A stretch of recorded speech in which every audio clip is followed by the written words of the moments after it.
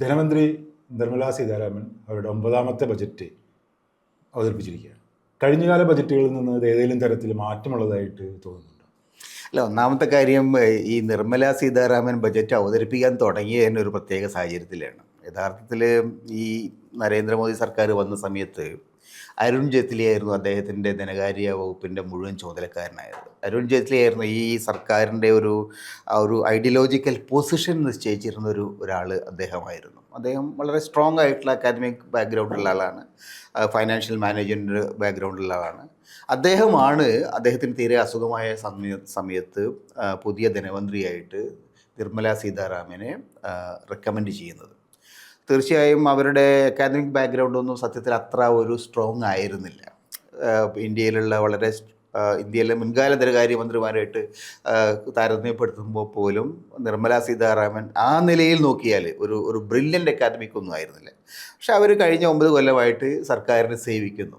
എന്തുകൊണ്ടെന്ന് ചോദിച്ചാൽ, സർക്കാരിനെ നിയന്ത്രിക്കുന്ന ആളുകളുടെ താല്പര്യങ്ങൾക്കനുസരിച്ചുള്ള ബജറ്റ് ഉണ്ടാക്കാൻ അവർക്ക് നല്ല സാമർഥ്യമുണ്ട്. അക്കാര്യത്തിൽ നല്ല സാമർഥ്യമുണ്ട്. അപ്പോൾ ഈ സർക്കാരിൻ്റെ മുദ്രാവാക്യങ്ങൾ, സർക്കാരിൻ്റെ അജണ്ടകൾ, സർക്കാരിനെ പിന്തുണയ്ക്കുന്ന വലതുപക്ഷ ശക്തികളുടെ പ്രത്യേകമായിട്ടുള്ള താല്പര്യങ്ങൾ, ഇതെല്ലാം ബജറ്റ് കുത്തിച്ചേർത്തുന്നതിൽ വലിയ എക്സ്പെർട്ടീസ് അവർ കാണിച്ചിട്ടുണ്ട്. രണ്ടാമത്തെ കാര്യം, ഇത് ഞാൻ കഴിഞ്ഞ 9 കൊല്ലത്തെ ഒരു ചരിത്രം പറയുമ്പോൾ ഈ കാര്യങ്ങളാണ് അവർ പ്രധാനപ്പെട്ട ഒരു സംഗതി. രണ്ടാമത്, അവരുടെ ബജറ്റിൻ്റെ ഒരു സ്വഭാവം നോക്കിയാൽ BJPയുടെ രാഷ്ട്രീയ താല്പര്യങ്ങളെ എപ്പോഴും ഒരു പ്രൊട്ടക്റ്റ് ചെയ്ത് നിർത്തിയിട്ടുണ്ട്. BJPയുടെ രാഷ്ട്രീയ താല്പര്യങ്ങൾക്കെതിരായിട്ട് നിൽക്കുന്ന കക്ഷികൾ ഭരിക്കുന്ന സംസ്ഥാനങ്ങളെ പരമാവധി ഉപദ്രവിക്കുന്നതിൽ അവരെന്നും കൃത്യമായിട്ടുള്ള ഒരു കൃത്യനിഷ്ഠത പുലർത്തിയിട്ടുണ്ട്. അതുകൊണ്ടൊക്കെ തന്നെ അവർക്ക് ഈ സർക്കാരിൽ 9ാമത്തെ ബജറ്റ് വലിയ റെക്കോർഡാണത്. ഇന്ത്യയിലെ ചരിത്രത്തിൽ ഇങ്ങനൊരു 9 തവണ ബജറ്റ് അവതരിപ്പിച്ച അധികം വേറെ ആരും ഇല്ലാന്ന് എൻ്റെ ഓർമ്മ. അപ്പോൾ ആ നിലയ്ക്ക് അവരൊരു റെക്കോർഡാണ്. ഏത് കാര്യത്തിൽ? ധനകാര്യ മാനേജ്മെൻറ്റിലല്ല, ധനകാര്യ മാനേജ്മെൻറ്റിൻ്റെ സ്വന്തം നിയന്ത്രണത്തിൽ നിർത്തുന്നതിൽ അവർ നല്ല വിജയമാണ്. അപ്പോൾ കഴിഞ്ഞ വർഷങ്ങളുമായിട്ട് മുൻകാല സർക്കാരുകൾ ബജറ്റുമായിട്ട് ഇതിനെ വ്യത്യസ്തമാക്കുന്ന ഈ ഒരു കാര്യമാണ്. പൊതുവിൽ മുൻകാല സർക്കാരുകളൊക്കെ തന്നെ കക്ഷി രാഷ്ട്രീയപരമായ താല്പര്യങ്ങളുണ്ടാവും, കക്ഷി രാഷ്ട്രീയപരമായിട്ടുള്ള അജണ്ടകളുണ്ടാവും. അപ്പോഴും ഒരു ഫെഡറൽ കൾച്ചർ, ഫെഡറൽ സിസ്റ്റത്തിൻ്റെ ഒരു ഇൻറ്റഗ്രിറ്റി, അത് നിലനിർത്താനുള്ള ശ്രമങ്ങൾ എല്ലാ കാലത്തും ഇന്ത്യൻ കോൺസ്റ്റിറ്റ്യൂഷൻ സിസ്റ്റത്തിൽ ഉണ്ടായിരുന്നു. ഇപ്പോൾ നെഹ്റുവിൻ്റെ കാലത്തുണ്ടായിരുന്ന കൃഷ്ണമാചാരി മുതൽ ഇങ്ങോട്ടുള്ള ഫിനാൻസ് മിനിസ്റ്റേഴ്സിൻ്റെ ഹിസ്റ്ററി നിങ്ങൾ നോക്കിയാൽ, നെഹ്റുവിൻ്റെ കാലത്തിന്, ഇന്ദിരയുടെ കാലത്തായാലും, ഈവൻ വാജ്പേയിയുടെ കാലത്തായാൽ പോലും ആ ഒരു ഫെഡറൽ ഇൻറ്റഗ്രിറ്റി നിലനിർത്തിക്കൊണ്ടാണ് ബജറ്റുകൾ അവതരിപ്പിച്ചിരുന്നത്. പക്ഷേ നിർഭാഗ്യവശാൽ കഴിഞ്ഞ കുറേ വർഷങ്ങളായിട്ട് അങ്ങനെ ഒരു കാഴ്ചപ്പാടില്ല. അതിൻ്റെ ഏറ്റവും വലിയ തെളിവ് കഴിഞ്ഞ കുറച്ച് വർഷങ്ങൾക്കിടയിൽ ഈ ധനകാര്യ വിഷയങ്ങളിൽ സംസ്ഥാനങ്ങളെ അമിതമായിട്ട് പിഴിയുക, സംസ്ഥാനങ്ങൾക്ക് ന്യായമായി കിട്ടേണ്ട ആനുകൂല്യങ്ങൾ അവരുടെ നികുതി എന്ന് പറയുന്നത് കേന്ദ്ര സർക്കാരിനും BJPക്കാരും കൊടുക്കുന്നതല്ല. ഇന്ത്യയിലെ മുഴുവൻ പൗരന്മാരും ഏത് സാധനവും തീപ്പെട്ടി വാങ്ങിയാൽ നിങ്ങൾ നികുതി കൊടുക്കുന്നുണ്ട്. നിങ്ങളൊരു ഏത് സേവനം ഉപയോഗിച്ചാലും നികുതി കൊടുക്കുന്നുണ്ട്. ആ നികുതി ഇന്ത്യയിലെ മുഴുവൻ പൗരന്മാർ കൊടുക്കുന്നതാണ്. അപ്പം അതുകൊണ്ട് ഇന്ത്യയിലെ എല്ലാ സംസ്ഥാനങ്ങൾക്കും അതിൻ്റെ ആനുകൂല്യം കിട്ടണം. അതിനകത്ത് ഉണ്ടായിരിക്കുന്ന ഈ ആ ഡിസ്ക്രിമിനേഷൻ വളരെ പരസ്യമായിട്ട് വന്നിട്ടുണ്ട്. അതുകൊണ്ട് കേരളം ഡൽഹിയിൽ പോയി പ്രതിഷേധിച്ചിട്ടുണ്ട്, കർണാടക ഡൽഹിയിൽ പോയി പ്രതിഷേധിച്ചിട്ടുണ്ട്, തമിഴ്നാട് പ്രതിഷേധിച്ചിട്ടുണ്ട്, ബംഗാൾ പ്രതിഷേധിച്ചിട്ടുണ്ട്, പഞ്ചാബ് പ്രതിഷേധിച്ചിട്ടുണ്ട്. അങ്ങനെ ഇന്ന് പ്രതിപക്ഷ കക്ഷികൾ ഭരിക്കുന്ന എല്ലാ സംസ്ഥാനങ്ങളും അതിശക്തിയായിട്ട് പ്രതിഷേധിച്ചിട്ടുണ്ട്. BJP ഭരിക്കുന്ന സംസ്ഥാനങ്ങൾക്കകത്ത് അങ്ങനെയുള്ള പ്രതിഷേധമില്ലാത്തത് ഒരു കാരണം, പരമാവധി അവർക്ക് വാരിക്കോരി കൊടുക്കുന്നുണ്ട്. കൂടെ നിൽക്കുന്ന സഖ്യകക്ഷികൾ, പിന്നെ ഈ ആന്ധ്രാപ്രദേശിലെ ചന്ദ്രബാബു നായിഡു ആയാലും ശരി, അല്ലെങ്കിൽ ബീഹാറിലെ നിതീഷ് കുമാർ ആയാലും ശരി, അവർക്കും പരമാവധി ആനുകൂല്യങ്ങൾ കഴിഞ്ഞ ബജറ്റിൽ നമ്മൾ വളരെ കൃത്യമായിട്ട് കണ്ടു. കഴിഞ്ഞ ബജറ്റ് ഒരു ബീഹാർ ബജറ്റായിരുന്നു. കഴിഞ്ഞ ബജറ്റ് എന്ന് പറഞ്ഞാൽ actually it was A Bihar budget. കേന്ദ്ര ബജറ്റ് എന്ന് പോലും പറയാൻ പറ്റില്ല. ഒരു ബീഹാർ ബജറ്റാണ് അവർ അവതരിപ്പിച്ചത്. ബീഹാറിന് വാരിക്കോരി പാക്കേജുകൾ കൊടുത്തു.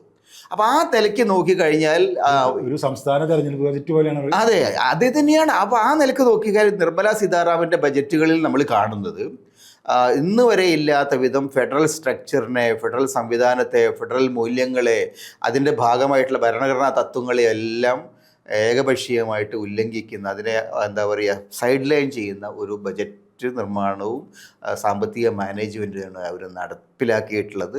അത് തുടർന്നു എന്നുള്ളതാണ് ഇപ്പോഴത്തെ ഒരു പ്രത്യേകത. വേറെ ഒന്നും അതിനകത്ത് നമുക്ക് കാണാൻ കഴിയും.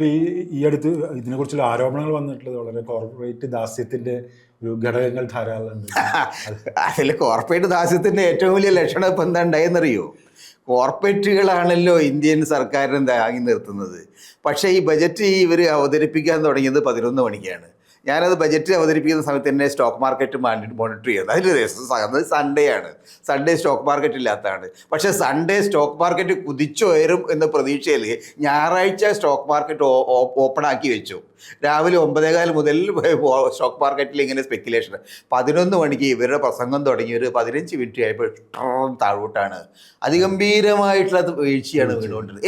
Entire corporate structure, Indian corporate സ്ട്രക്ചറിൽ ഈ സാധാരണ ഒരു ഏരിയ തകരുമ്പോൾ വേറെ ഏരിയ പൊന്നുന്നത് നമ്മൾ കാണാറുണ്ട്. പക്ഷേ ഇത് എന്താ പറയുക, പൂർണ്ണമായിട്ടുള്ള തകർച്ചയായിരുന്നു.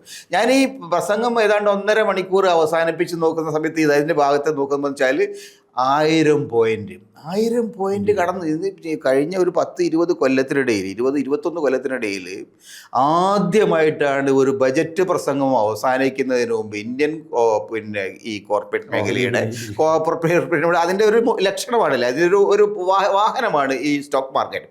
1000 പോയിന്റ് താഴോട്ട് വീഴുന്നത് ചരിത്രത്തിൽ ആദ്യമായിട്ടാണ്.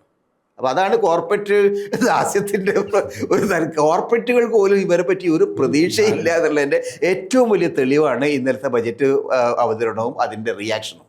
സാധാരണ ഇതിൽ ഈ ബജറ്റുകൾ ഒരു സർക്കാരിൻ്റെ വിജയം എന്ന് പറയുന്നത്, അല്ലെങ്കിൽ ഒരു സമ്പദ്ഘടനയുടെ വിജയം എന്ന് പറയുന്നത്, അത് ശാസ്ത്ര സാങ്കേതിക മേഖലയിൽ വിനിയോഗിക്കേണ്ട പണം. പക്ഷെ ഇപ്പോൾ പൊതുവെ വിശകലനങ്ങൾ കാണുന്നത് അതിനുവേണ്ടി പണം കാര്യമായി വിനിയോഗിക്കുന്നില്ല.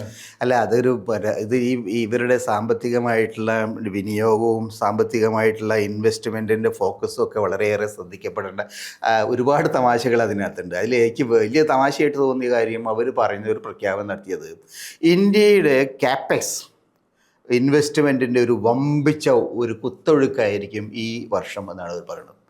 ക്യാപെക്സ് എന്ന് പറഞ്ഞാൽ ക്യാപിറ്റൽ ഇൻവെസ്റ്റ്മെൻ്റ് ആണ്. ക്യാപിറ്റൽ ഇൻവെസ്റ്റ്മെൻറ്റ് എന്ന് പറഞ്ഞാൽ ഇൻഫ്രാസ്ട്രക്ചർ അടക്കമുള്ള മേഖലകളിൽ കേന്ദ്ര സർക്കാരിൻ്റെ പണം ഇൻവെസ്റ്റ് ചെയ്യലാണ്. ഈ ഇൻവെസ്റ്റ്മെൻറ്റിൻ്റെ ഒരു പ്രധാനപ്പെട്ട ഫോക്കസ് പോയിൻ്റായിട്ട് അവർ ഇത്തവണ ഒന്ന് ശാസ്ത്ര സാങ്കേതിക മേഖലയാണ്. പ്രത്യേകിച്ചും ഈ ഡാറ്റാ സെൻറ്റേഴ്സിന് വേണ്ടിയിട്ട് 2047 വരെ ടാക്സ് ഫ്രീ ആക്കുകയാണ് ഡാറ്റാ സെൻറ്റേഴ്സിന്. അതുപോലെ തന്നെ MSMEകൾക്ക് പ്രത്യേകമായിട്ടുള്ള സൗകര്യങ്ങൾ. അതുപോലെ ഇപ്പം ഈ പുതിയ മേഖലകളിൽ ഏറ്റവും പ്രധാനമാണ് ഈ റെയർ എർത്ത് പോലെയുള്ള ഈ പുതിയ ധാതുക്കൾ, മിനറൽസ്, അതിൻ്റെയൊക്കെ ഒരു റിസോഴ്സസ്. അതിപ്പോൾ ലോകത്ത് മുഴുവൻ വലിയ ഒരു കടുത്ത യുദ്ധം നടക്കുകയാണ്. അപ്പം അമേരിക്കയുമായിട്ടുള്ള ചൈനയുടെ പ്രധാനപ്പെട്ട ആയുധം, ഈ അവരുടെ ട്രേഡ് വാറിലെ ഏറ്റവും വലിയ ആയുധം ഈ റെയർ എർത്ത് ആണ്. റെയർ എർത്ത് എന്ന് പറയുന്നത് ഈ പല മേഖലയും, ഇപ്പോൾ പുതിയ ടെക്നോളജി, IT മേഖലകളിൽ പുതിയ ആയുധങ്ങൾ, ഇതൊക്കെ തന്നെ വളരെ ആവശ്യമുള്ള ഏറ്റവും എസെൻഷ്യൽ ആയിട്ടുള്ള സംഗതികളാണ്, ഇൻഗ്രീഡിയൻസ് ആണ്. അപ്പോൾ ചൈനയാണ് അതിൻ്റെ ഏറ്റവും ഏതാണ്ട് 90% ഉണ്ടാക്കുന്നത്. അപ്പോൾ അവർ അത് ബ്ലോക്ക് ചെയ്തു, അത് അമേരിക്ക കൊടുക്കും. അപ്പോൾ അതുകൊണ്ടാണ് അപ്പോൾ അവരെന്ത് ചെയ്യുന്നത്, ഒരു നാടുകൾ പരക്കം പാഞ്ഞിട്ട് സ്ഥലം പിടിച്ചെടുക്കാൻ നോക്കുന്നത്. അപ്പോൾ ഗ്രീൻലാൻഡ് എന്തുകൊണ്ട് അമേരിക്കയ്ക്ക് വേണമെന്ന് വെച്ചാൽ, ഗ്രീൻലാൻഡിനകത്ത് ഇത്തരം സാധനങ്ങൾ കുറേ ഉണ്ട്, അത് അവിടെ നിന്ന് പിടിക്കാം എന്നാണ്. പക്ഷേ 25-30 മീറ്റർ ഐസ് തുളച്ചിട്ട് വേണം താഴോട്ട് പോയിട്ട് വേണം പിടിക്കാൻ. ചൈനയ്ക്ക് ജസ്റ്റ് കുഴിച്ചെടുക്കാനേ ഉള്ളൂ. അപ്പോൾ ആ നിലയ്ക്ക് ആ ഒരു മേഖലയിലുള്ള ഫോക്കസ് വളരെ പ്രധാനമാണ്.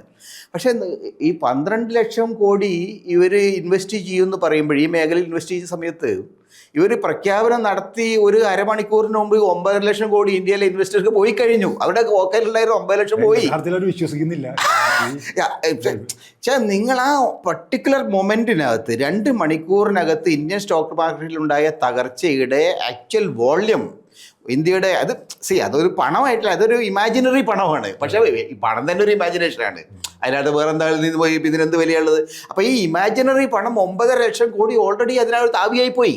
അപ്പോൾ ആ നിലയിലാണ് കാര്യങ്ങൾ എടുക്കുന്നത്. അപ്പോൾ ഇവർ ഇങ്ങനെ ചില പ്രധാനപ്പെട്ട മേഖലകളിൽ ഫോക്കസ് ചെയ്യുന്നുണ്ട്. അതിലൊന്ന് ഈ പറയുന്ന ഈ ഹൈ ടെക്നോളജി മേഖലയാണ്.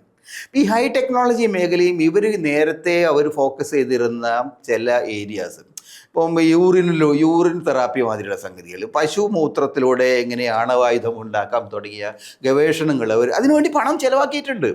ഈ ട്രഡീഷണൽ ഏരിയാസ് എന്നൊക്കെ പറഞ്ഞിട്ട് വളരെ എന്താ പറയുക, സമ്പൂർണ്ണമായിട്ടും അമ്പരദോഷ വിഡിത്തത്തിനൊക്കെ പണം സർക്കാർ ചിലവാക്കി. അപ്പം ആ അസംബന്ധങ്ങൾക്ക് വേണ്ടി സർക്കാർ പണം ചിലവാക്കുമ്പോൾ ഏത് സയൻറ്റിഫിക് മൈൻഡ് സെറ്റുള്ള, സയൻറ്റിഫിക്കായിട്ട് ഫോക്കസ് ചെയ്യുന്ന ഏതെങ്കിലും ഒരു കമ്പനി ഇങ്ങനെയുള്ള ഒരു അന്തരീക്ഷത്തിൽ പിന്നെ പണം മുടക്കാൻ തയ്യാറാവും എന്ന് വിചാരിക്കാൻ കഴിയും. ഈ തരത്തിലൊരു അന്തരീക്ഷത്തിലേക്ക് ഇന്ത്യയിലേക്ക് അവർ ആളുകൾ ഇപ്പോൾ ഇന്ത്യ ഒരു എമർജിങ് പിന്നെ നോളജ് ക്യാപിറ്റലാവും എന്ന് പറയുന്നു. ഇങ്ങനെയുള്ള ഒരു രാജ്യത്ത് യഥാർത്ഥത്തിൽ നോളജ് ക്യാപിറ്റലാവുന്നൊക്കെ ശേഷിയുണ്ടോ? ഇതൊക്കെ നമ്മൾ ആലോചിക്കേണ്ട വിഷയമാണ്. അവരതിനെക്കുറിച്ച് ആലോചിക്കില്ല എന്നുള്ള തെളിവാണ് ഇവർ ഈ വാചകം പറഞ്ഞ് പോകുക എന്നല്ലാണ്ട് ഒന്നും യഥാർത്ഥത്തിൽ ഇന്ത്യയുടെ ശാസ്ത്ര സാങ്കേതിക മേഖലകളിൽ IIT ആയാലും ശരി, IIM ആയാലും ശരി, Indian science and technology institutes ആയാലും ശരി, അവരെ യഥാർത്ഥത്തിൽ ഗ്ലോബൽ ചൈന നിങ്ങൾ നോക്കണം, അമേരിക്കയുമായിട്ട് അതിശക്തമായിട്ട് കോമ്പറ്റീഷൻ ഇപ്പോൾ ചൈനയിലുള്ള മിക്കവാറും ശാസ്ത്ര സാങ്കേതിക മേഖലകൾ വന്നു കഴിഞ്ഞു. ഇന്ത്യയിലേക്ക് ആ നിരക്കി നമ്മളൊരു ആളുകളെ ആകർഷിക്കാൻ നമുക്ക് പറ്റുന്നില്ല. ഇന്ത്യ ലോകോത്തരമായിട്ടുള്ള ഒരു ശാസ്ത്ര സാങ്കേതിക സ്ഥാപനവും ഉണ്ടാക്കുന്നതിൽ വിജയിച്ചിട്ടില്ല. പക്ഷേ ചൈന കഴിഞ്ഞ കുറേ കാലങ്ങളിൽ അതിശക്തമായ നിരവധി സ്ഥാപനങ്ങൾ ഉണ്ടാക്കി.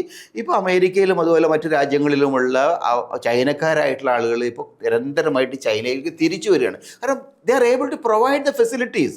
ആ ശാസ്ത്ര സാങ്കേതിക മേഖലകളിൽ പുറത്തുനിന്ന് വരുന്ന വളരെ ബ്രില്യൻ്റ് ആയിട്ടുള്ള ആളുകൾക്ക് അതേ നിലയിൽ പ്രവർത്തിക്കാൻ, അതിനേക്കാൾ മെച്ചപ്പെട്ട് പ്രവർത്തിക്കാനുള്ള ഒരു അന്തരീക്ഷം ചൈന ഉണ്ടാക്കിയിട്ടുണ്ട്.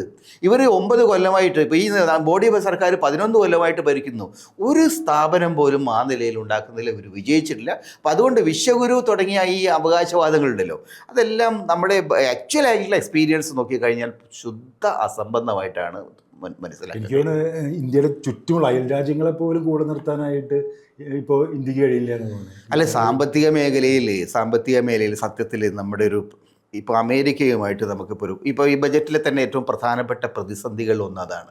എന്തുകൊണ്ട് ബജറ്റിൽ ഇപ്പോൾ അവർക്ക് ഒരു ഫോക്കസ് ഇല്ല എന്നുള്ളൂ. കഴിഞ്ഞ കൊല്ലം ഈ ബീഹാർ ബജറ്റായിരുന്നു, അതിനുള്ള ഓരോ വർഷത്തും ഒരു ബജറ്റിനൊരു ഫോക്കസ് ഉണ്ട്, ഒരു ഫോക്കൽ ഏരിയ ഉണ്ടായിരുന്നു. ആ ഏരിയയിൽ വിജയിച്ചോ ഇല്ലെന്നില്ല. പക്ഷേ ഈ ബജറ്റിനൊരു ഫോക്കസ് പോലും ഇല്ല. ഇവർ ഇങ്ങനെ പ്രധാനപ്പെട്ട ഒരു വിഷയമായിട്ട് പറയുന്നത് ക്യാപെക്സ് എന്നുള്ളൊരു സംഗതിയാണ്. അപ്പോൾ ഈ ക്യാപെക്സ് എന്ന് പറയുന്ന സമയത്ത് നമ്മുടെ ഈ റീജിയണൽ ഏരിയ, ഇപ്പോൾ ഇന്ത്യയുടെ അയൽപക്കത്തിലെ പിന്നെ ശ്രീലങ്ക, നേപ്പാൾ, ബർമ്മ, പിന്നെ പാകിസ്ഥാൻ, ബംഗ്ലാദേശ്, ചൈന, ഇങ്ങനെയുള്ള ഒരു റീജിയൻ ഉണ്ട്. അതിന് പുറമെ അതിനപ്പുറത്താണ് പിന്നെ സൗത്ത് ഈസ്റ്റ് ഏഷ്യൻ രാജ്യങ്ങൾ. ഈ രാജ്യങ്ങളുമായിട്ടൊന്നും ഒരു എക്കണോമിക് യൂണിറ്റി ഉണ്ടാക്കിയെടുക്കുന്നതിൽ നമ്മൾ വിജയിച്ചിട്ടില്ല. മാത്രമല്ല RCEP എന്നിട്ട് ഈ ഏഷ്യ പസഫിക് പ്രദേശങ്ങളിലുള്ള RCEP എന്നൊരു ഇക്കണോമിക് കോപ്പറേറ്റീവ് ഒരു പ്രോഗ്രാം ഉണ്ടായിരുന്നു. അത് കോൺഗ്രസിൻ്റെ ഭരണകാലത്താണ് ആ നെഗോഷിയേഷൻ വന്നത്. അപ്പോൾ അതിനെ പൂർണ്ണമായിട്ട് ഇവർ തള്ളിക്കളയേണ്ട, അവർ വിഡ്രോ ചെയ്യേണ്ടായിട്ടുള്ളത്. പക്ഷേ ഇപ്പം എന്താ സ്ഥിതി? ഇപ്പം എന്താണെന്ന് വെച്ച് കഴിഞ്ഞാൽ പീയൂഷ് ഗോയൽ പോയിട്ട് യൂറോപ്യൻ യൂണിയനുമായിട്ടൊരു അഗ്രിമെൻ്റ് ഉണ്ടാക്കി. യൂറോപ്യൻ യൂണിയനുമായിട്ട് അഗ്രിമെൻ്റ് ഉണ്ടാക്കുന്നത് ഇന്ത്യക്ക് ദോഷമാണെന്നല്ല പറഞ്ഞത്, നല്ലത് തന്നെയാണ്. പക്ഷേ പ്രശ്നം നിങ്ങളുടെ അയൽപ്പക്കത്ത്, നിങ്ങളുടെ തൊട്ട പ്രദേശങ്ങളിൽ ഏറ്റവും എളുപ്പത്തിൽ നിങ്ങൾക്ക് വ്യാപാരം നടത്താൻ പറ്റുന്ന പ്രദേശങ്ങളിൽ വിഡ്രോ ചെയ്യാണ്. അപ്പോൾ അങ്ങനെയൊക്കെ നോക്കിയാൽ ഇന്ത്യയുടെ ഇക്കണോമിക് മാനേജ്മെൻറ്റിൽ ഒരു ഫോക്കസ് ഇല്ലായ്മയുണ്ട്. ഒരു ഫോക്കസ് ഇല്ലായ്മയുടെ പ്രശ്നം വെച്ചാൽ ഒരു കാലത്ത് നമ്മൾ ചൈനയായിട്ട് കൂടുതൽ അടുക്കാൻ ശ്രമിച്ചിരുന്നു. ചൈനയുമായിട്ടുള്ള വ്യാപാര ബന്ധങ്ങൾ വലിയ ശക്തിപ്പെടുത്തുക, ചൈനീസ് ഇൻവെസ്റ്റ്മെൻറ്റ് ഇന്ത്യയിൽ വന്നിരുന്നു. ചൈന അതൊരു നല്ല കാര്യമായിരുന്നു. കാരണം ഇന്ത്യയും ചൈനയും തമ്മിലുള്ള ബന്ധങ്ങളുടെ ഒരു ഹിസ്റ്ററി നോക്കിയാൽ ഈ രണ്ട് രാജ്യങ്ങളും പരസ്പരം സഹകരിച്ച കാലത്തൊക്കെ രണ്ട് രാജ്യങ്ങൾക്കും ഗുണമുണ്ടായിട്ടുണ്ട്. പക്ഷേ ഇപ്പം കഴിഞ്ഞ കുറച്ച് കാലത്ത് ഈ ഗാൽവൻ ഇഷ്യൂ ഒക്കെ വന്നതിന് ശേഷം അത് നിന്നുപോയി. അപ്പോൾ അതുകൊണ്ട് എന്തുണ്ടായി, ചൈനയെ പൂർണ്ണമായിട്ട് നമുക്ക് പറ്റി, ചൈനയിൽ കമ്പനികൾ ഇങ്ങോട്ട് കയറണ്ട, ചൈനയായിട്ട് ഇടപാട് പറ്റില്ല എന്ന് പറഞ്ഞിട്ട് നമ്മൾ പ്രോ അമേരിക്കൻ പൊസിഷനിലേക്ക് പോയി. ഈ ക്വാഡിനൊക്കെയാണ് കൂടുതൽ ഫോക്കസ് ചെയ്തത്. പക്ഷെ എന്തുണ്ടായി, ഇപ്പോൾ അമേരിക്ക പൂർണ്ണമായിട്ടും മോഡി മൈ ഫ്രണ്ട് എന്ന് പറഞ്ഞാൽ ഇപ്പോൾ പൂർണ്ണമായിട്ട് തള്ളിക്കളഞ്ഞു. അപ്പോൾ ഈ ഒരു പ്രതിസന്ധിയുടെ ഘട്ടത്തിൽ ഒരു സ്ട്രാറ്റജിക് ആയിട്ടുള്ള നമ്മുടെ ഒരു സ്പേസ് ഉണ്ടാക്കിയെടുക്കുന്നതിൽ ഇന്ത്യക്ക് വിജയിക്കാൻ പറ്റില്ല. അതൊരു 13 തവണ ഭരണത്തിലേറിയ ഒരു സർക്കാരിനെ സംബന്ധിച്ചിടത്തോളം അവർക്ക് അവരുടേതായിട്ടൊരു സ്പേസ് ബിൽഡ് ചെയ്യാൻ കഴിഞ്ഞോ എന്ന് വെച്ചാൽ ഇല്ല എന്നുള്ളത് ഒരു ദുരന്തം തന്നെയാണ്. സത്യസന്ധമായിട്ട് നോക്കിയാൽ അതൊരു പരാജയമാണ്. ഇപ്പോൾ മൂന്നാമത്തെ ടൈമിലാണ് മോദി ഭരിക്കുന്നത്. നേരത്തെ മൻമോഹൻ സിംഗും കോൺഗ്രസ് ഒക്കെ ഭരിക്കുന്ന സമയത്ത് പ്രത്യേകിച്ചും ഇടത് കാഴ്ചപ്പാടുള്ള ആളുകൾ വളരെ ഈ നിയോ ലിബറൽ കാഴ്ചപ്പാടാണ് എക്കണോമിക്കുള്ളത്, അവരുടെ നയപരിപാടികൾക്കുള്ളത്, ബജറ്റിനുള്ളത്. ഒരുപാട് വിമർശനങ്ങൾ ആ സമയത്ത് നമുക്ക് കേൾക്കാറുണ്ട്. പുതിയ ബജറ്റ് ഈ ഒരു പശ്ചാത്തലത്തിൽ എങ്ങനെ നമുക്ക് ഇതിൽ ലോക സാഹചര്യങ്ങളിൽ യഥാർത്ഥത്തിൽ നിങ്ങൾക്ക് നിയോ ലിബറൽ ഇക്കണോമിക് പോളിസീസ് നിന്ന് അകന്ന് മാറാൻ കഴിയില്ല. അതൊരു റിയാലിറ്റിയാണ്. കാരണം ഇന്ത്യയെ പോലെ രാജ്യങ്ങൾ, അമേരിക്ക ആയാലും ശരി, യൂറോപ്യൻ യൂണിയൻ ആയാലും ചൈന പോലും ചൈന പോലും ഈ നിയോ ലിബറൽ ഇക്കണോമിക് പോളിസിയുടെ ഭാഗം WTOയുടെ ഭാഗമായിട്ട് ചേർന്നുകൊണ്ടാണ് ലോകത്ത് വലിയ ആധിപത്യം സ്ഥാപിച്ചത്. ചൈനയുടെ ലോകാധിപത്യം, സാമ്പത്തികമായി ചൈനയുടെ ലോകാധിപത്യത്തിൻ്റെ പ്രധാനപ്പെട്ട ഘടകം WTOയിൽ അവർക്ക് മെമ്പർഷിപ്പ് കിട്ടി എന്നുള്ളതാണ്. അതുപോലെ തന്നെ വിയറ്റ്നാം അടക്കമുള്ള രാജ്യങ്ങൾ, വിയറ്റ്നാം നേരത്തെ വലിയ കമ്മ്യൂണിസ്റ്റ് ഇതൊക്കെ ഉണ്ടായ രാജ്യം ഇപ്പോൾ വളരെ കൃത്യമായിട്ട് നിയോ ലിബറൽ ഇക്കണോമിക് പോളിസീസ് തന്നെയാണ് പർസ്യൂ ചെയ്യുന്നത്. എന്നിട്ട് ക്യൂബ പോലും പിന്നെ ഫിഡൽ കാസ്ട്രോവിന് ശേഷമുള്ള ഇക്കണോമിക് പോളിസീസിൽ വലിയ തരത്തിലുള്ള ഈ മാറ്റങ്ങൾ കൊണ്ടുവന്നിട്ട്, അപ്പം നിയോ ലിബറൽ ഇക്കണോമിക് പോളിസീസിനെ തടഞ്ഞുകൊണ്ട് ഇന്ന് ലോകം അങ്ങനെയാണ്. ആ ലോകത്തിന് നമുക്ക് മാറി നിൽക്കാൻ കഴിയില്ല. അപ്പം അതിൽ ലോകത്ത് വമ്പിച്ച നേട്ടങ്ങൾ ഉണ്ടാക്കുന്നതിൽ പഴയ സോഷ്യലിസ്റ്റ് രാജ്യങ്ങൾ വിജയിച്ചിട്ടുണ്ട്. അവർ സമ്പത്ത് ഉണ്ടാക്കുക മാത്രമല്ല, സമ്പത്ത് എങ്ങനെ പുനർവിഭജിച്ച് കൊടുക്കാൻ പറ്റുക, അവിടെയാണ് പ്രശ്നം. സമ്പത്ത് ഉണ്ടാക്കണമെങ്കിൽ നിങ്ങൾക്ക് ഈ നിയോ ലിബറൽ ഇക്കണോമിക് പോളിസീസിനെ തന്നെ, ക്യാപിറ്റൽ ഇൻവെസ്റ്റ്മെൻറ്റിനെ തന്നെ, പ്രൈവറ്റ് ക്യാപിറ്റലിൽ തന്നെ ഫോക്കസ് ചെയ്യേണ്ടതായിട്ട് സർക്കാർ വിലാസത്തിൽ പിന്നെ സൊസൈറ്റി ബിൽഡ് ചെയ്യാൻ പോയ സോവിയറ്റ് യൂണിയൻ്റെ ഗതിയാവും. അപ്പോൾ അതുകൊണ്ട് സ്വകാര്യ മേഖലയിലെ ഈ ആനിമൽ സ്പിരിറ്റ് അതിനെ എനർജൈസ് ചെയ്യുക, അതിനെ കെട്ടഴിച്ച് വിടുക എന്നുള്ളത് പ്രധാനമാണ്. പക്ഷേ ഇവിടെ സംഭവിച്ചിരിക്കുന്നത് എന്താ വെച്ചാൽ, ഈ നിയോ ലിബറൽ ഇക്കണോമിക് പോളിസീസിൻ്റെ അടിസ്ഥാനത്തിൽ ആണ് 91 മൻമോഹൻ സിംഗിൻ്റെ ബജറ്റ് വന്നത്. അപ്പോൾ അതൊരു പ്രതിസന്ധി ഘട്ടത്തിൽ വന്ന ബജറ്റാണ്. ആ പ്രതിസന്ധി ഘട്ടത്തിലുണ്ടായ ബജറ്റ് അവതരിപ്പിക്കുന്ന സമയത്ത് മൻമോഹൻ സിംഗ് ഒരു അഷ്വർ ചെയ്തൊരു കാര്യം എന്ന് വെച്ചാൽ, ഇന്ത്യ 15 വർഷത്തിനകം അതിൻ്റെ പ്രതിസന്ധികളിൽ രക്ഷപ്പെടും. അതിപ്പോൾ 91 കഴിഞ്ഞിട്ട് ഇപ്പോൾ കൊല്ലത്രയും 30-35 വർഷം കഴിഞ്ഞു എന്ന് വെച്ചാൽ 2 തലമുറ കടന്നുപോയി. 2 തലമുറ കടന്നിട്ടും ഇവിടെ സ്ഥിതി എന്താണ്? ഇക്കണോമിക് ഗ്രോത്ത് ഉണ്ടായി, ബില്യണേഴ്സ് ട്രില്യണേഴ്സ് ഇന്ത്യയിൽ ധാരാളം ഉണ്ടായി. പക്ഷേ ഇന്ത്യയിൽ ഇന്നും യഥാർത്ഥത്തിൽ ഏറ്റവും താഴേക്കിടയിലുള്ള ആളുകളുടെ ജീവിതം ഇമ്പ്രൂവ് ചെയ്യുന്നത് നമ്മൾ വിജയിച്ചിട്ടില്ല. ഇന്ത്യൻ പോവർട്ടി എന്ന് പറയുന്നത് വളരെ ഒരു റിയാലിറ്റിയാണ്. കേരളം പോലെ ഒരു മാജിക്കൽ റിയലിസത്തിൻ്റെ നാട്ടിൽ, കേരളം എനിക്ക് ലാറ്റിൻ അമേരിക്ക കഴിഞ്ഞാൽ ലോകത്ത് ഏറ്റവും കൂടുതൽ മാജിക്കൽ റിയലിസം നിലനിൽക്കുന്ന ഒരു രാജ്യം കേരള. കാരണം അവിടെയാണ് 5-6 ലക്ഷം ആളുകൾ അതിദരിദ്രരുണ്ടായിരുന്ന നാട്ടിൽ. ഇവരുടെ കണക്ക് പ്രകാരം തന്നെ അതിദരിദ്രരുണ്ടായിട്ട് പെട്ടെന്ന് ഒരു ദിവസം നോക്കുമ്പോൾ 65,000 ചുരുങ്ങി, ബാക്കിയുള്ള ആളുകൾ വായു ലയിച്ചു പോയി. അപ്പോൾ ആ തരത്തിലുള്ള ഒരു നാട്ടൊഴിച്ച് ഇന്ത്യയിൽ മൊത്തം നോക്കിക്കഴിഞ്ഞാൽ ദരിദ്രരുടെ സ്ഥിതി ഇന്നും വളരെ പരിതാപകരമാണ്. ആ സാമ്പത്തിക പുനർവിതരണത്തിൽ നമ്മൾ വിജയിച്ചില്ല. അത് പിന്നെ മൻമോഹൻ സിംഗിൻ്റെ കാലത്തായാലും ശരി, അതിനുശേഷമുള്ള കാലത്തായാലും ശരി, ഇപ്പം മോഡിയുടെ കാലത്തായാലും ശരി, ആ ഇക്കണോമിക് പോളിസീസിലൊരു വ്യത്യാസവും ഇല്ല, അതിൻ്റെ സ്വഭാവത്തിൽ വ്യത്യാസമില്ല, അത് ജനവിരുദ്ധമാണ്. ഇപ്പോൾ നേരത്തെയൊക്കെ പ്രത്യേകിച്ചും ബജറ്റ് ചർച്ച വരുന്ന സമയത്ത് ഏറ്റവും കൂടുതൽ ആളുകൾ പറഞ്ഞു വരുന്നത് പ്ലാനിംഗ് കമ്മീഷൻ്റെ ചില നിർദ്ദേശങ്ങൾ, അവരുടെ ചില നിഗമനങ്ങൾ. പക്ഷെ ഇപ്പോൾ കുറേ കാലങ്ങളായിട്ട് പ്ലാനിംഗ് കമ്മീഷനൊന്നും എടുത്തു കളഞ്ഞു. അല്ലാതെ പ്ലാനിംഗ് കമ്മീഷനെ നമ്മൾ പേരിനെ മാറ്റിയിട്ടുണ്ട്. അപ്പോൾ ഈ ഒരു കാഴ്ചപ്പാട്, അതായത് ഈ പ്ലാനിംഗ് കമ്മീഷനെ പോലെ സാധനം ഇല്ലാതാവുക എന്ന് പറഞ്ഞാൽ ഒരു ഓവറോൾ പിക്ചർ ഇല്ലാതെ, നേരത്തെ പറഞ്ഞ പോലെ ഒരു ഫോക്കസ് ഇല്ലാതിൻ്റെ ഭാഗമാണ്. അങ്ങനത്തെ സൂചനകൾ ഇങ്ങനെ തിരിച്ചു വരാനുള്ള സാധ്യതകളുണ്ടോ ഈ ബജറ്റിൽ? ഏത് പ്ലാനിംഗ് കമ്മീഷനെ പോലുള്ളൊരു ഇല്ല. അങ്ങനെ ഒരു പ്ലാനിംഗ് കമ്മീഷനെ പോലുള്ളൊരു ഒരു തിങ്ക് ടാങ്ക് തിരിച്ചു കൊണ്ടുവരും. എന്നിട്ട് ബജറ്റിനകത്തൊരു പ്ലാനിങ്ങിൽ ഉണ്ടാവുക.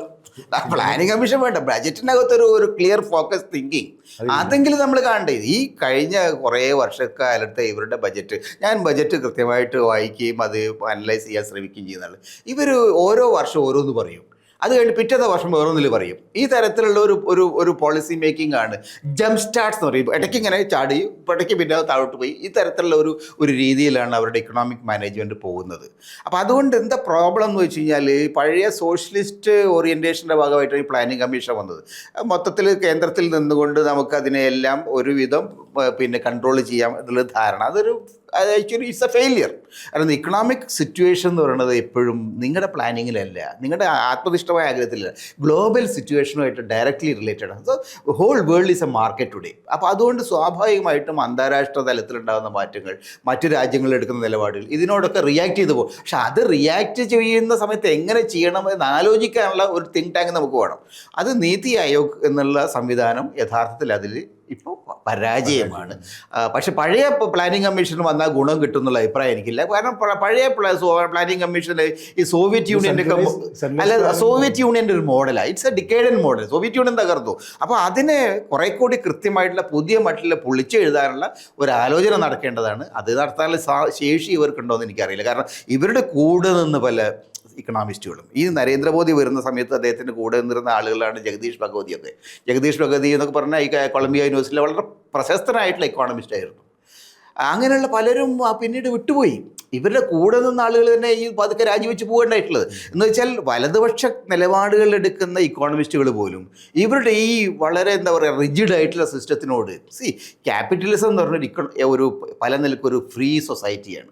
ഫ്രീ സ്വതന്ത്രമായ ചിന്ത, സ്വതന്ത്രമായ നല്ല ആശയങ്ങൾ, സ്വതന്ത്രമായ കോമ്പറ്റീഷൻ, അതൊന്നുമില്ലാത്ത ഒരു വളരെ റിജിഡുള്ള ഒരു RSS ഗോശാലയിൽ പ്രവർത്തിക്കാൻ ആരും തയ്യാറാവില്ല. അതാണ് ഇവരുടെ ഏറ്റവും വലിയ പ്രശ്നം. RSSൻ്റെ ഐഡിയോളജിയിൽ നിന്ന്, RSSൻ്റെ ഈ എന്താ പറയുക വളരെ റിജിഡായിട്ടുള്ള ഒരു കാസ്റ്റീസ്റ്റ് മൈൻഡ് സെറ്റിൽ നിന്ന് ബ്രേക്ക് ചെയ്യാതെ സംഘപരിവാരത്തിന് ഇന്ത്യയെ മുന്നോട്ട് നയിക്കാൻ കഴിയില്ല എന്നുള്ളതാണ് ഈ അനുഭവങ്ങൾ ചൂണ്ടിക്കാണിക്കുന്നത്. ഈ ഗ്ലോബൽ എക്കണോമിയിൽ ഇപ്പോൾ യഥാർത്ഥത്തിൽ ഈ ബഡ്ജറ്റൊക്കെ നമ്മൾ എവിടെയാണ് ഇമാജിൻ ചെയ്യുന്നത്, എവിടെയാണ് സ്ഥാപിക്കുന്നത്? ഇതൊരു വലിയ പ്രശ്നമാണിത്. എന്താ വെച്ചാൽ ഇപ്പം യഥാർത്ഥത്തിൽ ഒരു സ്ട്രാറ്റജിക് തിങ്കിങ്, ക്ലിയർ ആയിട്ടുള്ള സ്ട്രാറ്റജിക് തിങ്കിങ്ങിൻ്റെ അഭാവം വളരെ ക്ലിയറാണ്. ഉദാഹരണത്തിന് നരേന്ദ്രമോദി എന്താ ചെയ്തത്?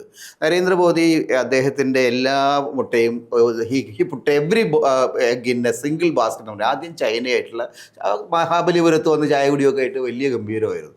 പിന്നെ അതെല്ലാം പോയി. പിന്നെ നേരെ അമേരിക്കയുടെ എല്ലാ കാര്യം ഹൗഡി മോഡി എന്നൊക്കെ പറഞ്ഞാൽ അവിടെ പോയിട്ട് ജാഥ നടത്തി, അയാളെ ഇവിടെ വിളിച്ചുകൊണ്ട് വന്ന് ഇവിടെ ജാഥ നടത്തി, ഇങ്ങനെ കുറേ കാര്യങ്ങൾ. അവസാനം എന്തുണ്ടായി? അയാൾ കൂളായിട്ട് 40% 50% ഒറ്റയടിക്ക് നികുതി അടിച്ച് ഇന്ത്യയിലുള്ള എല്ലാ കയറ്റുമതി സ്ഥാപനങ്ങളും ഇപ്പോൾ ഏറ്റവും കൂടുതൽ തകർച്ച വന്നത് ഗുജറാത്തിലെ സ്ഥാപനങ്ങളാണ്. അവരാണ് അധികം അങ്ങോട്ട് കയറ്റിയത്, എല്ലാം പൊളിഞ്ഞു. അപ്പോൾ ആ നിലയ്ക്ക് നോക്കിക്കഴിഞ്ഞാൽ ഇങ്ങനെയുള്ള സാധ്യതകളെ മുന്നിൽ കണ്ടുകൊണ്ട് എന്തെല്ലാം തരത്തിലുള്ള ഹെഡ്വിൻസ് വരാനിടയുള്ള എതിർ ശക്തികൾ, വാതകങ്ങൾ ഉണ്ടാവുമെന്ന് മനസ്സിലാക്കിക്കൊണ്ടുള്ള ഒരു ഇക്കണോമിക് പ്ലാനിങ് സത്യത്തിൽ ഉണ്ടായില്ല. അത് ഒരുപക്ഷെ ഒരു പരിധി വരെ, കാരണം മോഡിക്ക് അതിനെക്കുറിച്ച് വലിയ ധാരണയില്ല. അത് അത്യാവശ്യം ധാരണ ആരോഗ്യത്തിൽ മരിച്ചും പോയി. പിന്നെ ഉള്ളത് ഈ എന്താ പറയുക ബിലോ ആവറേജ് ക്യാരക്ടേഴ്സാണ് പലരും ഉണ്ടായിരുന്നത്. മാത്രമല്ല പലരും ഈ സുബ്രഹ്മണ്യ സ്വാമിയെ പോലുള്ള ആളുകൾ, അയാൾ ഹാർവാർഡ് പ്രൊഫസറാണ്, അയാൾക്കാണ് ഇയാളെ കണ്ടുകൂടാ, മോഡിയെ കണ്ടുകൂടാ. അങ്ങനെയുള്ള കുറേ അവർക്കിടയിൽ തന്നെ ഒരുപാട് പ്രശ്നങ്ങൾ. വേറൊരു സാമ്പത്തിക വിദഗ്ധൻ എന്ന് പറഞ്ഞാൽ നമ്മളെ അക്കൗണ്ടൻ്റ് ആയിരുന്നു, ഇന്ദിരാ അക്കൗണ്ടൻറ്റ് കണക്കപ്പിള്ളയായിരുന്ന ഈ ഗുരുമൂർത്തിയാണ്. അയാളെയാണ് റിസർവ് ബാങ്ക് കൊണ്ടുവച്ചത്. അയാളൊന്നും ആ നിലയ്ക്ക് ഒരു യോഗ്യതയില്ലാത്ത ആളുകളാണ്. RSSൻ്റെ ആളാണെന്നുള്ള ഒഴിച്ചാൽ വേറെ ഒരു യോഗ്യത അവർക്കില്ല. അപ്പം അങ്ങനെയുള്ള ഒരു ബിലോ ആവറേജ് ക്യാരക്ടേഴ്സിനെ മാത്രം വെച്ചുകൊണ്ട് ഇന്ത്യയെ പോലുള്ള 140 കോടി ജനങ്ങളുടെ വളരെ ശക്തമായ ഒരു രാജ്യത്തിനെ മുന്നോട്ട് നയിക്കാൻ കഴിയില്ല. അപ്പം അതുകൊണ്ടാണ് അമേരിക്കയുടെ ഈ പെട്ടെന്നുണ്ടായ മാറ്റങ്ങൾ ഇന്ത്യയെ വല്ലാതെ ഷോക്ക്ഡാക്കിയിട്ട്. അതുകൊണ്ടാണ് ഈ എപ്സ്റ്റീൻ ഫയലുകളിൽ അതിൻ്റെ ഈ പേര് വന്നിരിക്കുന്നതിൻ്റെ കാര്യം എപ്സ്റ്റീൻ്റെ ഈ പെണ്ണുപിടുത്തം പരിപാടിയല്ല. അയാളെ ഉപയോഗിച്ചുകൊണ്ട് മോഡിയുടെ അടുത്തും ട്രംപിൻ്റെ അടുത്തും അയാളുടെ കുടുംബത്തിൻ്റെ അടുത്തും ഇടപെടാം എന്നുള്ളൊരു ധാരണയിലാണ് ഇവർ പലരും. ഈ പുരി വളരെ കൃത്യമായിട്ട് പറയുന്നുണ്ട്, ഞങ്ങൾക്ക് അവിടെ ഒന്ന് ഏർപ്പാട് ചെയ്ത് തരണം, അയാളുടെ മകനെ ഒന്ന് സണ്ണിലോനെ കാണാൻ സൗകര്യം വരണം. ഈ തരത്തിൽ എന്തും ചെയ്യാവുന്നൊരവസ്ഥയിലേക്ക് എത്തിപ്പോയതിൻ്റെ കാരണം ഈ ഒരു സ്ട്രാറ്റജിക് പ്ലാനിങ്ങിൻ്റെ അഭാവമാണെന്നാണ് തോന്നുന്നത്. അത് വളരെയേറെ നമ്മുടെ ഇക്കണോമിക് പ്ലാനിങ്ങിനെ ബാധിച്ചിട്ടുണ്ട്. നമ്മൾ ഈ ബജറ്റും അതുപോലെ തന്നെ വിഭവങ്ങൾ വിതരണം ചെയ്യുക എന്നൊക്കെ പറയുന്നത് ഒരു പൈസയുടെ പ്രശ്നത്തേക്കുള്ള ഒരു ദേശം എന്ന രീതിയിൽ ഒരു രാഷ്ട്രത്തെ വിഭാവനം ചെയ്യലാണ്. കാരണം ചില ആളുകൾ കൂട്ടി നിർത്താനും, പണ്ടൊക്കെ ഒരു ആഭ്യന്തര കൊളോണിയലിസം എന്നൊക്കെ ആളുകൾ പല സ്റ്റേറ്റുകളെ കുറിച്ച് പറയാറുണ്ടെങ്കിലും ഒരു പരിധി വരെ കുറേ വിതരണം ചെയ്യാനും രാജ്യത്ത് ഒന്നായി കൂട്ടുപിടിക്കാനൊക്കെ നമ്മുടെ ബജറ്റുകൾക്കൊക്കെ. അല്ല, നെഹ്റുവിയൻ മോഡൽ എന്ന് പറയുന്നത് ഒരു പരിധി വരെ നമ്മൾ നെഹ്റുവിനെ എത്ര കുറ്റം പറഞ്ഞു കഴിഞ്ഞാൽ, Nehru had A vision that ഇന്ത്യയിലെ സാധാരണക്കാർ, ഇന്ത്യൻ വില്ലേജസ്, അവരെയും കൂടി എംപവർ ചെയ്യാതെ ഇന്ത്യക്ക് മുന്നോട്ട് കഴിയില്ല. അദ്ദേഹം 2 കോൺസെപ്റ്റുകൾ ഉണ്ടായിരുന്നു ഇന്ത്യയുടെ സ്ട്രെങ്ത് പറഞ്ഞ ഈ ഇക്കണോമിക് ഈ എനർജി പ്രൊഡക്ഷനിൽ. അത് പലതരത്തിലുള്ള എനർജി പ്രൊഡക്ഷന് പുള്ളി ഫോക്കസ് ചെയ്യുന്നത്. സ്റ്റീൽ പ്രൊഡക്ഷനിൽ അതൊക്കെ 40 മുതൽ 30 മുതലുള്ള ഒരു ഇക്കണോമിക് തിങ്കിങ്ങിൻ്റെ, അതായത് ആ കാലത്ത് ശരിയായിരുന്നു. പക്ഷെ അതിൻ്റെ ഭാഗമായിട്ട് ഈ താഴേക്കൂടെ വിഭാഗങ്ങളെ കൂടി ഉയർത്തിക്കൊണ്ടുവരിക. അതുകൊണ്ടാണ് ഈ സംവരണം മുതലുള്ള ഇക്കണോമിക് എംപവർമെൻറ്റിൻ്റെ ഒരുപാട് നടപടികൾ നെഹ്റു സർക്കാരിൻ്റെ കാലത്ത് സ്വീകരിച്ചത്. അതിനോട് എതിർപ്പുള്ള ആളുകളായിരുന്നു വലതുപക്ഷത്തുണ്ടായിരുന്ന ആളുകൾ മിക്കവാറും. പക്ഷേ അതൊരു ശരിയായ കാഴ്ചപ്പാടായിരുന്നു. അതിന് ഏറ്റവും വലിയ കൾമിനേഷനായിട്ട് നമ്മൾ കാണുന്നത് ഡോക്ടർ മൻമോഹൻ സിംഗിൻ്റെ 1ാം ഭരണത്തിലുണ്ടായ ഒരു സീരീസ് ഓഫ് ലെജിസ്ലേഷൻസ് ആണ്. Right to information act, forest right act, domestic violence എതിരായിട്ടുള്ള ആക്ട്, സ്ത്രീകൾക്ക് പ്രത്യേക അവകാശങ്ങൾ നൽകുന്ന act, right to education act. നിങ്ങളൊരു 1/2 ഡസൻ റൈറ്റ് ബേസ്ഡ് ലെജിസ്ലേഷൻസ് ആ സർക്കാർ കൊണ്ടുവന്നു. ആ സർക്കാർ തന്നെയാണ് ഇന്ത്യയിലെ ഏറ്റവും കൂടുതൽ ലിബറൽ ഇക്കണോമിക് പോളിസീസ് വന്നതും അമേരിക്കയുമായിട്ട് സിവിൽ ആണവ നിലയങ്ങൾക്ക് വേണ്ടിയുള്ള അഗ്രിമെൻ്റ് ഉണ്ടാക്കിയൊക്കെ അതാണ്. പക്ഷേ ആ സർക്കാരിന് ഒരു കൃത്യമായിട്ടൊരു കാഴ്ചപ്പാടുണ്ടായിരുന്നു. ഇന്ത്യയുടെ സാമ്പത്തിക വികസനത്തിൽ നമ്മൾ ഈ കോംപ്രമൈസിലേക്ക് പോകുമ്പോഴും അതിൻ്റെ ഭാഗമായിട്ടുണ്ടാകുന്ന റിസോഴ്സസ്, വലിയ ഇക്കണോമിക് റിസോഴ്സസ് റീഡിസ്ട്രിബ്യൂഷന് നമ്മൾ ശക്തമായിട്ടൊരു അടിത്തറ, ഒരു ലീഗൽ ഫ്രെയിം വർക്ക് വേണം. അതാണ് നരേഗ എന്ന് പറയുന്ന Mahatma Gandhi rural employment generation programme. എന്താ അതിൻ്റെ പ്രത്യേകത? നിങ്ങൾ ആ നിയമത്തിൻ്റെ അടിത്തറ എന്ന് പറഞ്ഞത് you have a right to demand a job. നിങ്ങൾക്ക് സർക്കാർ തരികയല്ല, നിങ്ങളത് ഡിമാൻഡ് ചെയ്യാണ്. ആ ഒരു തൊഴിൽ അവകാശം നിങ്ങൾക്ക് ഉറപ്പിച്ചു തരികയാണ്. നിങ്ങൾക്ക് ജോലി തന്നില്ല സർക്കാർ ഉത്തരവാദി. You can file A case against the government. അതാണ് അതിൻ്റെ പ്രത്യേകത. ആ നിലയ്ക്ക് അധികാരം ജനങ്ങളിലേക്ക് പകരുന്ന ഒരു സംവിധാനം. അതുപോലെ തന്നെ right to forest rights act revolutionary ആയിട്ടുള്ളൊരു നയമാണത്. എന്താ അവർ ചെയ്തത്? ഇന്ത്യയിലെ ആദിവാസികൾ 100, 150, 200 കൊല്ലമായിട്ട് വനങ്ങളിൽ നിന്ന് പൂർണ്ണമായിട്ടും നിഷ്കാസനം ചെയ്യപ്പെട്ട കൂട്ടരാണ് അവർ. അവരുടെ ഏതായിരുന്നു വനങ്ങൾ? എല്ലാ കാലത്തും ഇന്ത്യയിലെ വനങ്ങളുടെ അവകാശികൾ ആദിവാസി വിഭാഗങ്ങളായിരുന്നു. പക്ഷെ അവരുടെ എല്ലാ അവകാശങ്ങളും ബ്രിട്ടീഷ് സർക്കാരിൻ്റെ കാലത്ത് ഇല്ലായ്മ ചെയ്തു.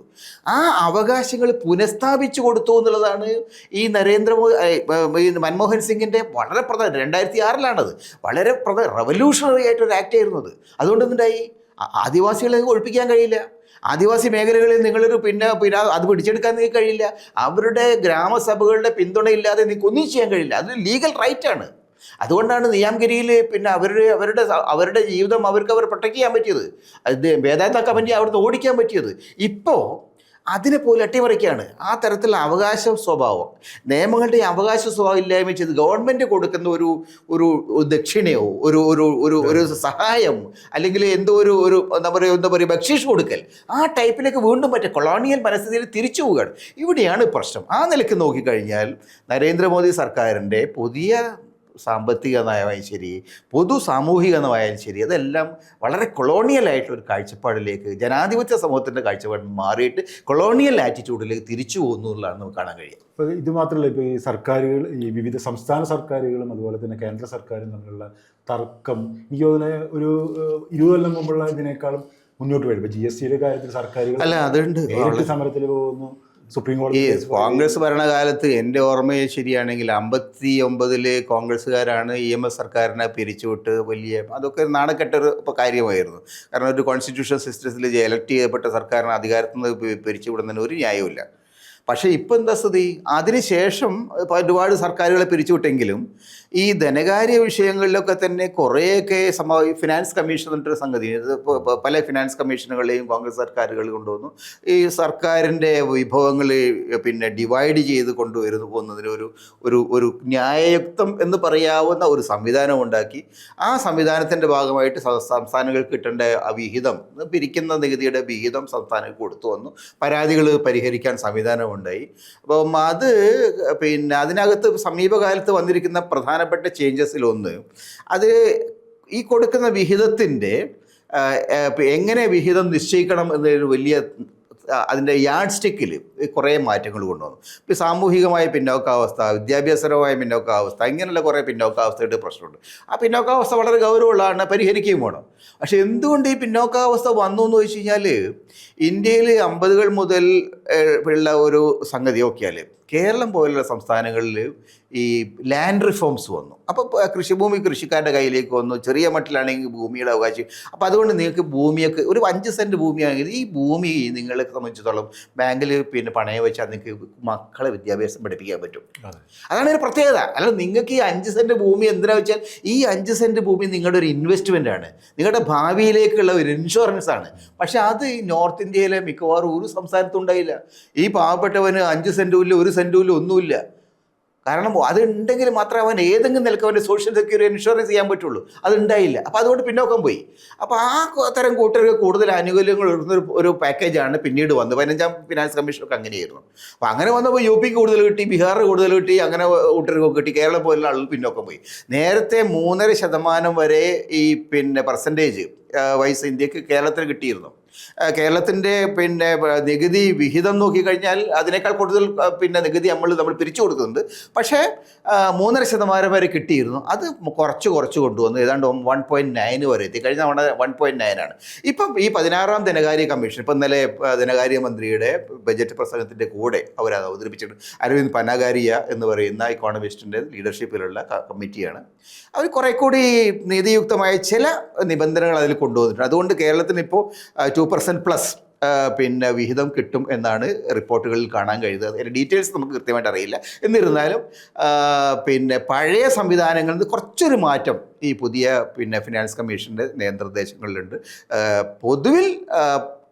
പൊതുവിൽ എല്ലാ സർക്കാരുകളും പ്രത്യേകിച്ച് പ്രതിപക്ഷ സർക്കാരുകൾ ആവശ്യപ്പെടുന്നത് കേന്ദ്ര സർക്കാരിന് ചിലവുണ്ട്, ഡിഫൻസിന് ചിലവാക്കണം, പിന്നെ ഇൻഫ്രാസ്ട്രക്ചർ വേണം, റെയിൽവേ വേണം, വിമാനത്താവളങ്ങൾ വേണം, വലിയ നാഷണൽ ഹൈവേ വേണം, ഇങ്ങനെ ഒരുപാട് കാര്യങ്ങളുണ്ട്. അപ്പോൾ അതുകൊണ്ട് there needs to be investment. Central invest ചെയ്യാൻ പറ്റുള്ളൂ അത്. പക്ഷേ 50% അവർക്ക്, ബാക്കി 50% ഈ 30 സംസ്ഥാനങ്ങൾക്ക് ഡിവൈഡ് ചെയ്യണം എന്നുള്ളൊരു പാക്കേജാണ് പൊതുവിൽ ഇപ്പോൾ അംഗീകാരം നേടി വരുന്നത്. ഒരുപക്ഷെ അധികം വൈകാതെ, ഇപ്പം 41% തന്നെയാണ് ഈ ഫിനാൻസ് കമ്മീഷൻ കൊടുത്തിരിക്കുന്നത്. ഒരുപക്ഷെ അധികം വൈകാതെ ഇനിയുള്ള ഫിനാൻസ് കമ്മീഷനുകൾ ഈ നികുതി വിഹിതത്തിൻ്റെ പകുതിയെങ്കിലും സംസ്ഥാനങ്ങൾ കൊടുക്കണം ഉള്ള ഒരു പാക്കേജിലേക്ക് പോവുകയാണെങ്കിൽ തീർച്ചയായും കേന്ദ്ര സംസ്ഥാന ബന്ധങ്ങൾ കുറച്ചുകൂടി മെച്ചപ്പെട്ട ഒരു നിലയിലേക്ക് വരും എന്നാണ് പ്രതീക്ഷിക്കേണ്ടത്. നമ്മൾ അവസാനിപ്പിക്കും മുമ്പ് നമ്മൾ ഇനി കേരളത്തിൻ്റെ ഒരു കാര്യത്തിലേക്ക് വന്നു കഴിഞ്ഞാൽ കേരളത്തിന് എയിംസ് എല്ലാം കിട്ടിയത് രാമസംരക്ഷണ കേന്ദ്രമാണ്. രാമസംരക്ഷണം അത്ര മോശമല്ല, അതിനാണ് ട്രോളുകൾ വരുന്നത്.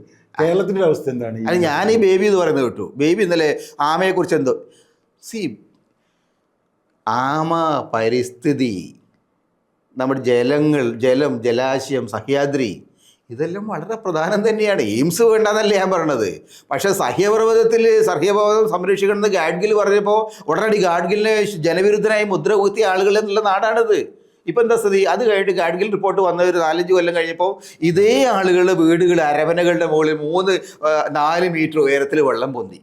അപ്പോഴാണ് തലയ്ക്ക് വിളി വന്നത്, സഹ്യപർവ്വതം ഇല്ലെങ്കിൽ ചില പ്രശ്നങ്ങൾ ഉണ്ടാവും എന്നുള്ളത്. മാത്രമല്ല, നമ്മൾ ഈ മതിൽ കെട്ടിക്കഴിഞ്ഞാൽ, പടിഞ്ഞാറ് മുഴുവൻ മതിൽ കെട്ടിക്കഴിഞ്ഞാൽ ഈ വെള്ളം എവിടെയും ഒലിച്ചു പോവില്ല എന്നുള്ളത് ബോധം കേരളത്തിലുണ്ടായി. അപ്പോൾ അതുകൊണ്ട് അത് ആമയ്ക്കാനുള്ള ജീവിതം ആളുകൾ പരിഹസിക്കുന്നതിന് കാരണം വേറെ ഒന്നും ലഭിക്കുന്നില്ല, ബജറ്റ് വിഹിതം വേണ്ട. അത് ശരിയാണ്. പക്ഷേ ബേബിയെ പോലുള്ള ഒരാൾ എന്തോ ആമയ്ക്ക് എന്തോ റിച്ചോന്ന് കിട്ടി എന്നൊക്കെ പറഞ്ഞു കഴിഞ്ഞാൽ എങ്ങനെയാണ് ശരിയാ? ബേബി പരിസ്ഥിതി കാര്യത്തിലൊക്കെ വലിയ നിഷ്ണാതനായിട്ടുള്ള ഒരു രാഷ്ട്രീയ പ്രവർത്തകൻ എന്നാണ് പറയുന്നത്. അദ്ദേഹം പറഞ്ഞത്.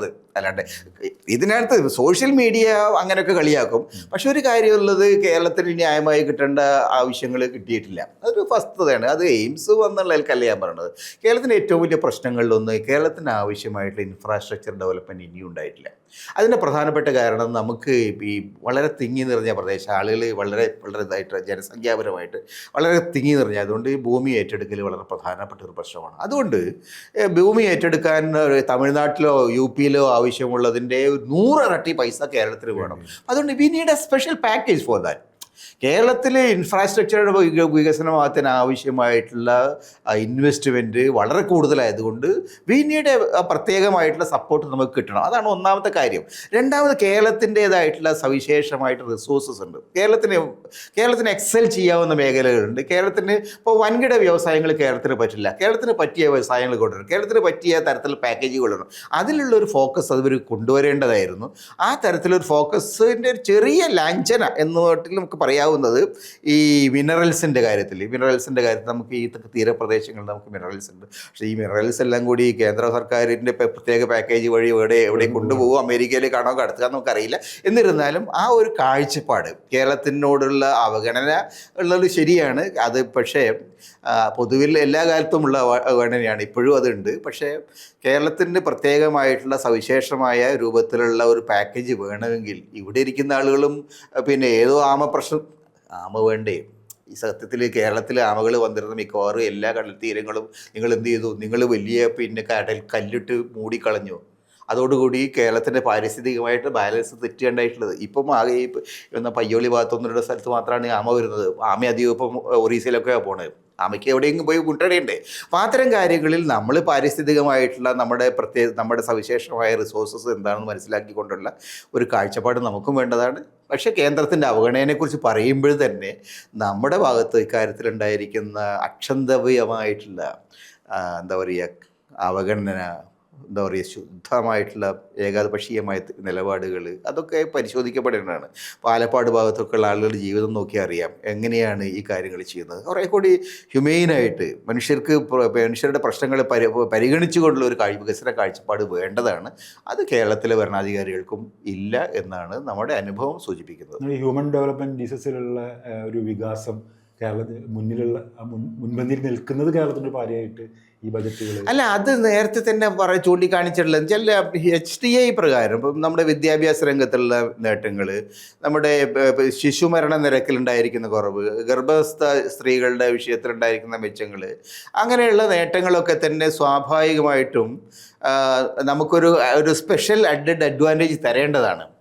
പക്ഷേ കഴിഞ്ഞ ഫിനാൻസ് കമ്മീഷൻ അത് നൽകിയിരുന്നില്ല. പക്ഷേ ഇത്തവണ ഫിനാൻസ് കമ്മീഷന് ചില വിഷയങ്ങളിൽ ആഡഡ് വെയിറ്റേജ് കൊടുത്തത് കൊണ്ടാണ് അഡീഷണൽ പോയിന്റ് നമുക്ക് കിട്ടിയത്. അതുകൊണ്ട് 1.9 നിന്ന് 2 സംതിങ്ങിലേക്ക് നമ്മൾ മാറിയത്. അപ്പോൾ ആ നിലയ്ക്ക് അതിലൊക്കെ ചില ചേഞ്ചസ് അതിൽ വരുന്നുണ്ടെന്ന് എനിക്ക് തോന്നുന്നത്.